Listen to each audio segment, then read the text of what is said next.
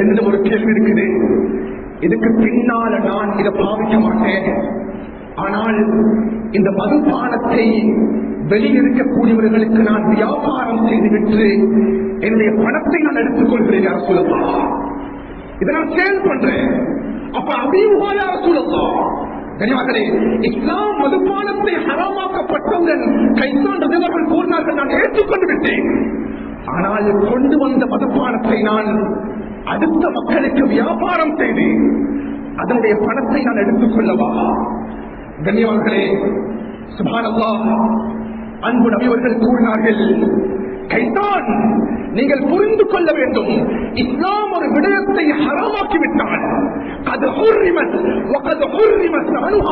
ஒரு விடயத்தை இஸ்லாம் ஹராமாக்கிவிட்டால் அதனுடைய பணமும் அதனுடைய வருமானமும் அதனுடைய இன்கமும் முழுமையாக இஸ்லாத்தில் ஹராமாக்கப்பட்டிருக்குது. இந்த ஷாப்புக்குள்ளால சிகரெட் பிசினஸ் நான் பண்றேன்டா, நான் சிகரெட் ஸ்மோக்கிங் பண்றதில்லை, என்னுடைய ஷாப்புக்குள்ள இருக்குது. அடுத்த மனுக்கு நான் இதை வியாபாரம் செய்கிறேன். அந்த சிகரெட்டை எடுத்து நான் என்னுடைய முஸ்லிம் சமுதாயத்துக்கு கொடுப்பதும் கிடையாது, மாற்று மத சகோதரருக்கு தான் வியாபாரம் பண்ணுகிறேன். கண்ணியவார்களே, இஸ்லாம் ஒரு விடயத்தை ஹராமாக்கிவிட்டால் அதன் மூலமாக எந்த விதமான வருமானத்தையும் எந்த விதமான இன்வெஸ்ட்மெண்ட்டையும் எந்த விதமான முதலீடுகளையும் எந்த விதமான இன்கம்ஸையும் அந்த ஹராமாக்கப்பட்ட செயல்பாடுகளிலிருந்து எடுத்துக் கொள்வதை இஸ்லாம் ஹராமாக்கியிருக்குது. அது நஜீஸ், அது அசுத்தம், அது அழுக்கானது, அது அருவருப்பானது.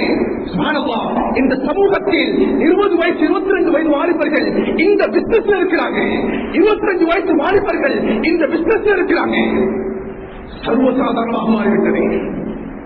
கௌரவமான குடும்பம், கண்ணியமான குடும்பம். நானும் செல்வந்தனாக என்னை காட்டிக் கொள்ளணும், எனக்கும் சமூகத்தில் ரெஸ்பெக்ட் வரணும்.